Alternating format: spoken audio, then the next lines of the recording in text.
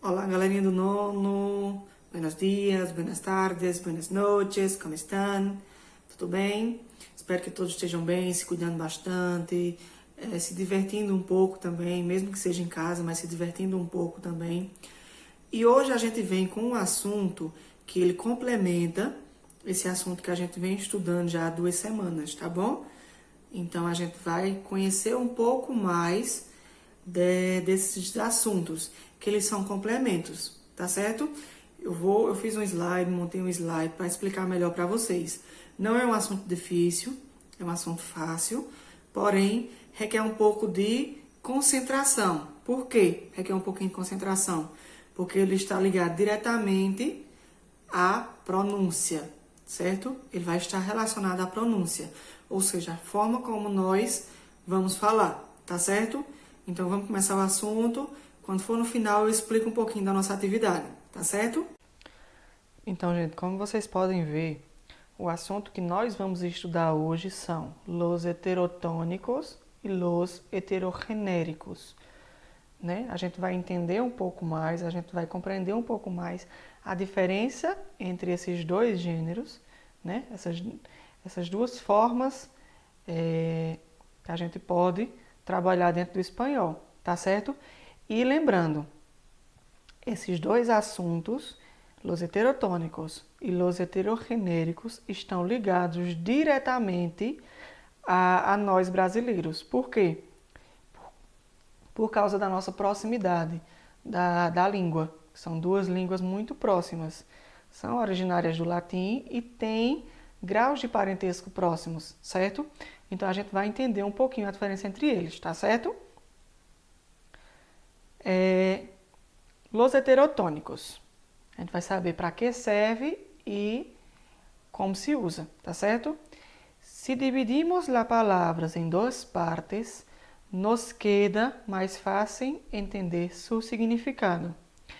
Hetero significa diferente e tônico se refere de acentuação tônica, ou seja, são palavras com tonicidade, ou seja, sílaba tônica distintas.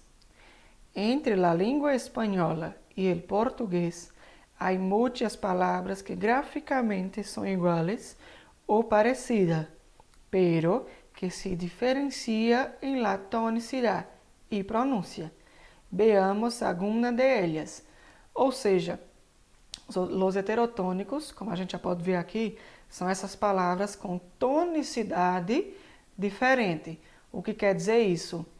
Em português, ela tem uma tonicidade em uma sílaba, e em espanhol, a sílaba tônica dela é outra, tá? Ou então, não tem, certo?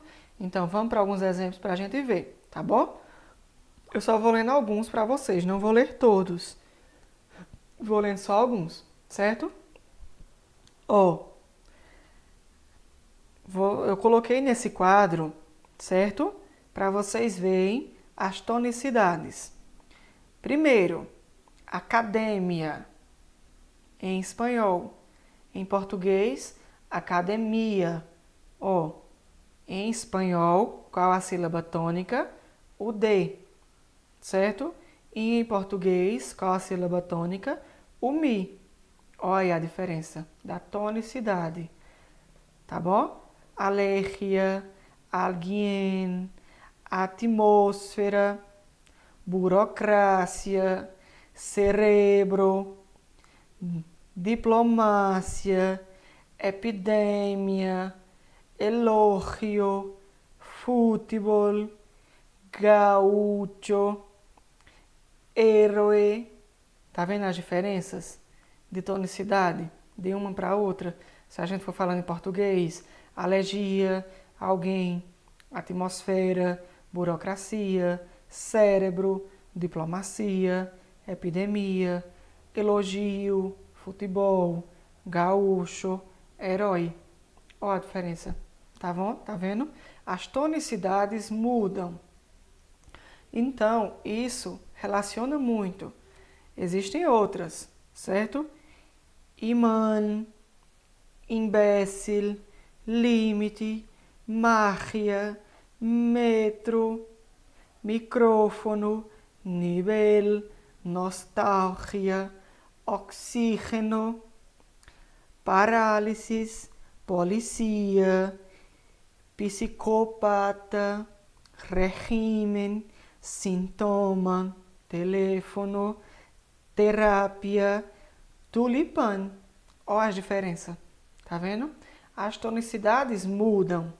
Então, a gente tem que ter bastante cuidado nessas tonicidades quando a gente vai pronunciar. A nossa pronúncia está ligada diretamente a isso. Senão, a gente usa o nosso famoso portunhol, tá? Que é o portunhol. São a mistura, né? Do português com o espanhol.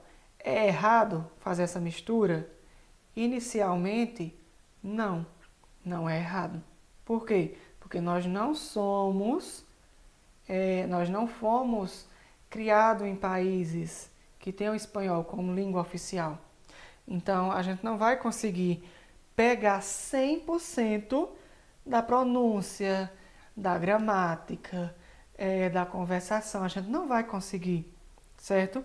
Mas a gente tem que se esforçar o máximo para tentar, tá bom? Então, aí só tá alguns exemplos dos heterotônicos, tá certo? E a gente vai ver agora os heterogenéricos, que se referem a los sustantivos que cambiam de gênero de um idioma a outro. Es decir, possuem um gênero em português e outro em espanhol. Ou seja, em espanhol ele possui um gênero e em português ele vai ser outro. Vamos para os exemplos. Substantivos que são masculinos em espanhol e femininos em português, certo? El árbol, ou seja, a árvore. Masculino, espanhol, feminino, português, certo? El color, el cuchillo, el desorden, el dolor, el extremo, el lepaboplas, certo? Olha a diferença. Substantivos masculinos que em português são femininos, tá? Mais exemplos. El manzana, el mensaje, el puente, el vertigo, el viaje, el lava-roupas. Ó, são todos masculinos, mas quando a gente vai interpretar eles são femininos, tá certo? Aí agora, ao contrário, substantivos que são femininos em espanhol, que quando são traduzidos eles passam a ser masculinos em português, certo? La aspiradora de polvo, ou seja, o aspirador de pó.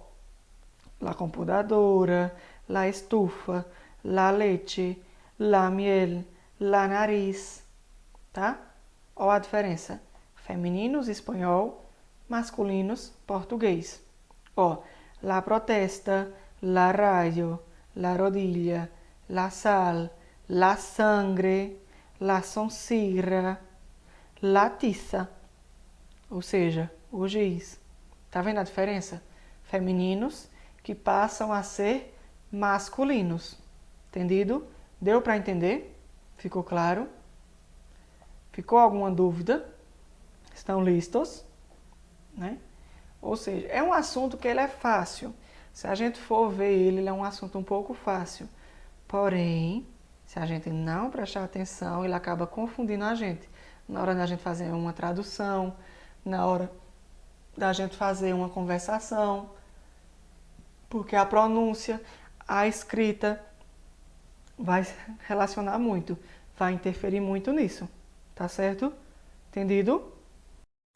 Então, meninos, como vocês puderam ver, não é um assunto difícil, como eu falei no vídeo, certo? No slide.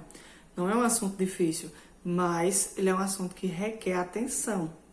Se a gente não presta atenção, se a gente não se concentra, a gente acaba às vezes passando despercebido em regrinhas simples, que elas se tornaram confusas pra gente. Elas se tornaram incompreensíveis pra gente, tá? É o que eu digo direto a vocês assim, a questão da comunicação. Nós que trabalhamos com vocês uma língua, ou seja, português, inglês, espanhol, italiano, francês, coreano, o que for, qualquer língua.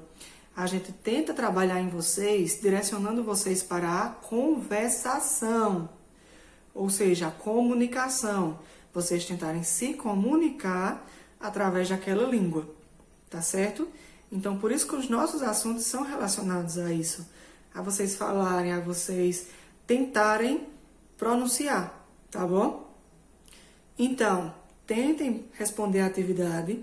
Ela não é uma atividade difícil, ela está relacionada ao assunto. Vocês vão completar, vão mostrar a questão dos heterotônicos, né? Questão da tonicidade, tá bom? Quais que são heterotônicos em uma sílaba em espanhol e outros que são em português, tá bom? Qualquer dúvida, mande mensagem, entre em contato, tá certo?